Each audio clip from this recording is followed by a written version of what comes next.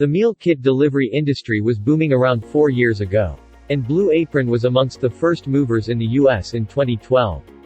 But in the end, it seems that it did not benefit from the traditional first mover advantage.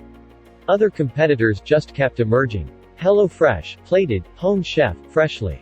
The list goes on and on. Relatively speaking, these competitors fared way better. Some even went on to get acquired. So, what went wrong at Blue Apron? Blue Apron came in guns blazing, wanting to solve a problem. It proposed a time and money-saving subscription package for a very defined segment of the population. The urban working professionals who valued home-cooked meals. And these customers loathed the hardest period of any given day, dinner time. So, Blue Apron delivered meal kits to help them save time on grocery shopping, recipe hunting and meal preparation. Their first delivery was a box containing the ingredients for 3 recipes. Seared hanger steak, barbecue Cornish game hen, and lemongrass shrimp with soba noodles. And for $10 a meal, what could go wrong? Blue Apron was killing it.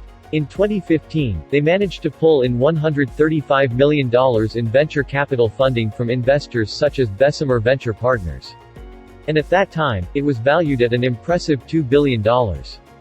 That's a huge jump from their $9 million valuation back in February 2013. Their marketing strategy to attract new customers was superb. High-level financials painted a rosy picture. Revenue grew to nearly $800 million in 2016. The number of customers rose from 213,000 in Q1 2015 to over 1 million in Q1 2017.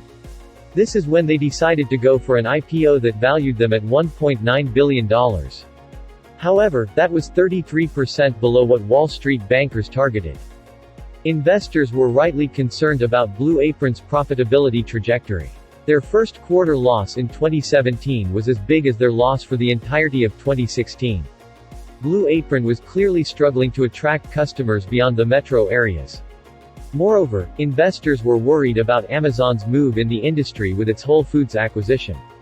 Amazon was expected to leverage Whole Foods to create its own delivery kit brand. Meal kit delivery companies were also in a heated battle with food delivery companies. Uber Eats, Grubhub and DoorDash offered customers a marketplace for all types of food at various price points. A month after Blue Apron's IPO, their stock price was down nearly 50%.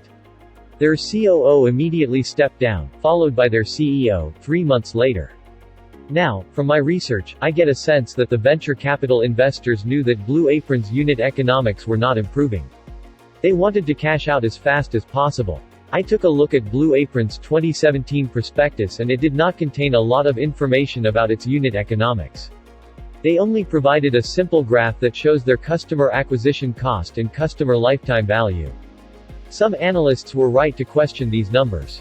What this chart shows is that Blue Apron spends $94 to acquire a customer, who in turn generates $939 to Blue Apron over the course of 36 months. With a 31% gross margin, the ratio of lifetime value to customer acquisition cost is around 3 times. Don't get me wrong, it's an okay number, only as long as you can retain these customers. Blue Apron was spending a lot of money on marketing, but they had reached their peak in 2017. If they wanted to attract more customers, they needed to increase their cost of acquisition. This is when the veil of Maya finally fell. When Blue Apron could not onboard new customers, investors could see the real number of loyal customers. An assistant professor at Emory University estimated that Blue Apron's retention rate was only about 30%. Blue Apron was already aware of that problem. They tried to fix it by spending marketing dollars on existing customers by developing loyalty programs. But the ship had sailed already. It seems that Blue Apron was not the only one suffering from the low retention. But in Blue Apron's case, what hurt even more was the mismanagement of costs. Other companies managed their costs well but lacked the expertise and scale to grow further. A wave of acquisitions then followed. Plated was sold to Albertsons for $200 million. Home Chef was sold to Kroger. Chef sold its assets to True Food Innovations. During that time, Blue Apron was exploring the partnerships avenue. They partnered with Costco to sell the meal kits in stores. Blue Apron also offered the kits through Grubhub and Walmart. They even partnered with Airbnb to sell kits created by Airbnb experience hosts. None of these partnerships worked for Blue Apron. They did not know much to tackle the real problems. unit economics, customer retention, or even if they did, they were not as effective. If you were short on Blue Apron, congratulations. Their share price fell below $1 in December 2018. They had to conduct a 1-to-15 reverse stock split to maintain their listing on the stock exchange. To be fair, other competitors were declining as well, but not as much. HelloFresh's stock price declined by around 40% in 2018. But they managed to get it back up by around 400% since then. Quite impressive. I can't say the same for Blue Apron. They went the opposite way, nosediving by around 42%. Maybe they will be acquired by a supermarket chain? Or maybe they will need to cease operations? Either way, this story does not end well for investors. Did you ever try meal delivery kits? What has your experience been? As always, let us know.